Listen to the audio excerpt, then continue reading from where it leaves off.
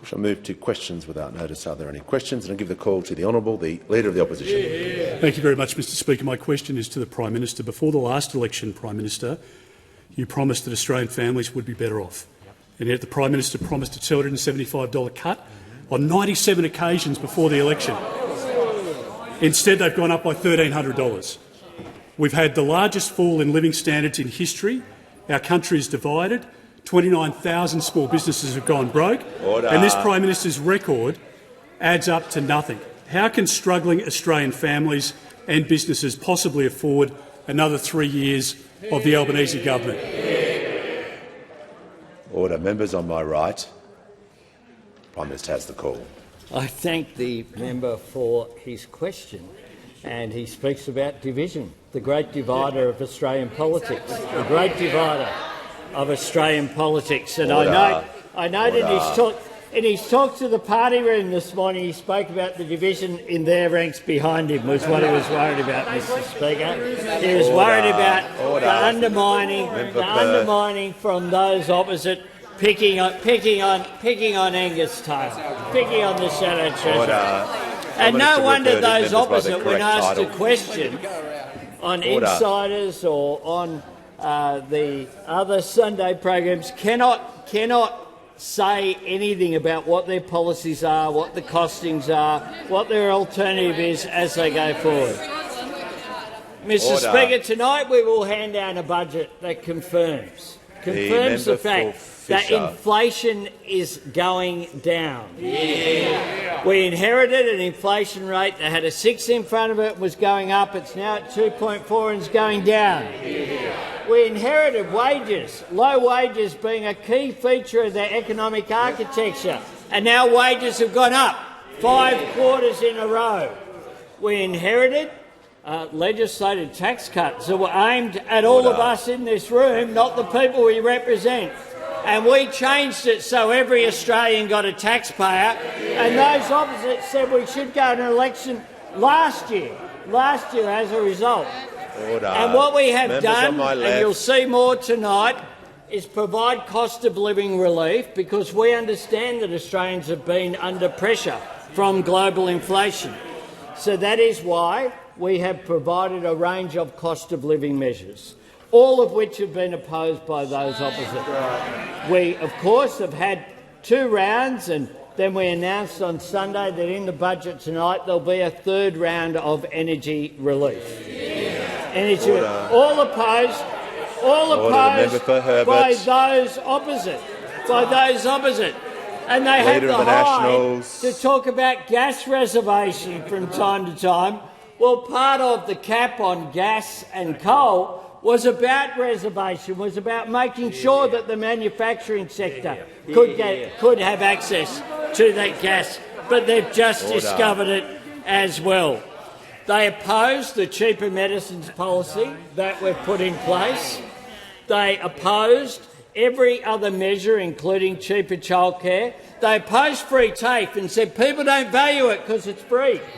Every single measure that has been put forward, they have opposed, because they don't know what they're for, they only know what they're against. And what they have is secret cuts that they want to implement after the election. Time. The call to the Leader of the Australian Greens. Mr Speaker, my question is to the Prime Minister. Your government has approved over 30 new coal and gas projects, and now, on the eve of an election and under cover of the budget, you are gutting our environment and climate laws, removing scientific protections against more coal and gas and other corporations, and driving an iconic species to extinction. Prime Minister, after 3 years of broken promises on the environment, why are you now doing what the Leader of the Opposition asked by gutting our climate and environment laws? Give the call to the Prime Minister. What absolute nonsense from the member from Melbourne. Absolute nonsense. The leader of a political party that stopped climate action the last time we were in government on this side of the House. Stopped climate action, and as a direct result led to Tony Abbott sitting in this chair. That's what occurred. But what my government has done proudly is not just have effective climate change targets of 43% by 2030, but a plan to get there. A plan to get there through our capacity investment scheme, through our safeguard mechanism, by working with business to make sure we get the investment in renewables which is occurring, making sure that we do that. And across the board, the environmental reforms that we've put in place, we are targeting making sure that more of our lands and waters are protected. And just on Saturday, we had through this Environment Minister a $250 million announcement to expand land protection in this country so that we work there. Whether it's that or the Urban Rivers program, making sure that we protect that. The work that we've done in the Murray-Darling Basin, making sure that that protection is there as well. Right across the board, right across the board. My government is one that has led on climate and the environment, led not just here, but in the work that we're doing globally as well. Australia is now out of the naughty corner and back around the table, acting on climate change as part of global efforts and acting on the environment. That's why also we follow the science.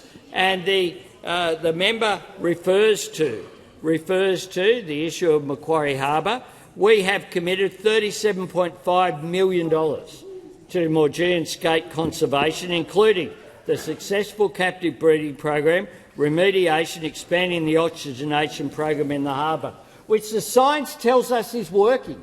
What you can't do, and what we will never do, is say we don't care about jobs, we don't care about science, we're going to just back ideology. But those opposite in the Tasmanian Greens have never seen a job they didn't want to destroy. They don't support the Marinus Link project to provide renewable energy from Tasmania onto the North Island. That will make a difference. They're opposing wind farms in Tasmania as well. Right across the board, wherever there's a job, they're opposed to it. Well, what we are as a Labor Party is we will always defend jobs, but we'll also defend sustainability very proudly. We shall hear from the member for Warringah. Thank you, Mr Speaker. To the Prime Minister, 50% of Australia's GDP is reliant on nature, yet the bill that your government is ramming through today will further weaken environmental protections by creating an exemption to national nature laws for a polluting industry. It will reduce accountability and risk pushing the World Heritage valued Maugean skate to extinction. With your government and you as PM already breaking the 2022 election promise to strengthen nature laws, do you accept that there can be no trust this election on commitments on protecting the environment? Call to the Prime Minister. I thank the member for Warringah for her question, but let's be very clear about what happened with our environmental laws.